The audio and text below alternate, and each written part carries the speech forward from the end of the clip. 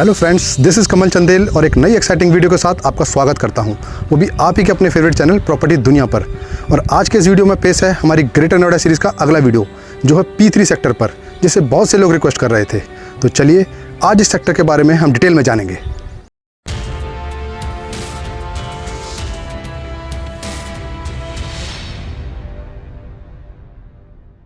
Sector P3 greater Noida का एक well developed sector है, जहां आप रहने या इन्वेस्टमेंट के लिए अलग अलग साइज़ के रेजिडेंशियल प्लॉट देख सकते हैं, जो आपको देगा एक गेटेड कम्युनिटी, वो भी एक पॉश लुक के साथ। ये सेक्टर परी चौक से बिल्कुल सटा हुआ है और यही कारण है कि ये सेक्टर ग्रेटर नोएडा के शुरुआती दौर से ही डेवलप होना शुरू हो गया था और आज की तारीख में ये सेक्टर अच्छा खासा डेवलप हो चुका है। अक्सर लोग मुझसे ऐसे सेक्टर के बारे में पूछते हैं जो दिल्ली के पास हो और साथ ही साथ वहाँ सिक्योरिटी का भी कोई इशू ना हो। तो P3 सेक्टर उन लोगों के लिए एक बेहतर विकल्प है जो लोग दिल्ली के नज़दीकी सेक्टर में घर देख रहे हैं।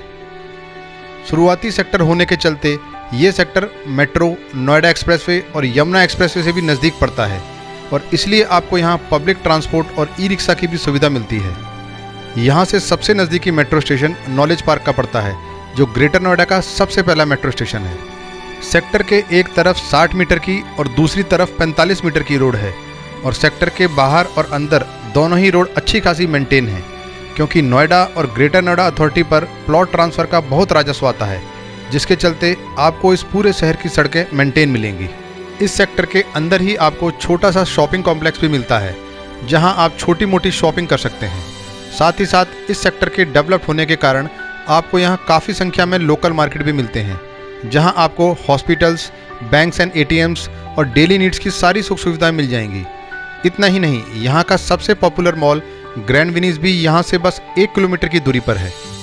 इस सेक्टर के अंदर शुरुआत में ही आपको केंद्रीय विद्यालय भी देखने को मिलता है, मगर इसकी हालत उतनी अच्छी नहीं है जैसा कि हम दिल्ली के केंद्रीय विद्यालय में देखते हैं। मगर सेक्टर शुरुआत में होने के चलते आपको यहाँ स्कूल की चिंता करने की कोई ज़रूरत नहीं पड़ेगी। इसके अलावा ये सेक्टर इंडिया एक्सपो मार्ट और यहाँ के एजुकेशन हब नॉलेज पार्क से भी मात्र 3 किलोमीटर की दूरी पर है, जिसके चलते यहाँ पर अपने मकान को रेंट आउट करना भी दूसरे सेक्टर के मुकाबले आसान है।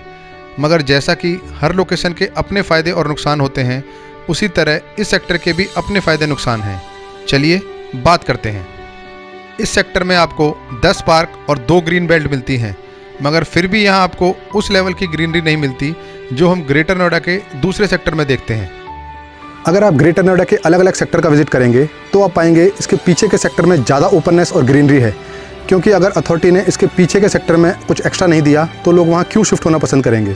और यही कारण है कि इसके शुरुआती सेक्टर कॉमर्शियल सेक्टर दिखते हैं और पीछे के सेक्टर रहने के लिहाज से ज़्यादा अच्छे दिखते हैं। इस सेक्टर में 200 मीटर के 630 प्लॉट्स, 120 मीटर के 273 प्लॉट्स और 80 मीटर के 593 प्लॉट्स हैं, जो मिडिल क्लास फैमिली के लिए परफेक्ट साइज़ है।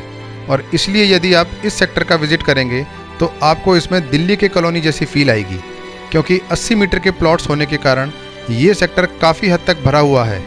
इसके अलावा सेक्टर के साथ से ही एक नाला भी जाता है, जो भविष्य में इस सेक्टर के वातावरण के लिए नुकसानदायक हो सकता है।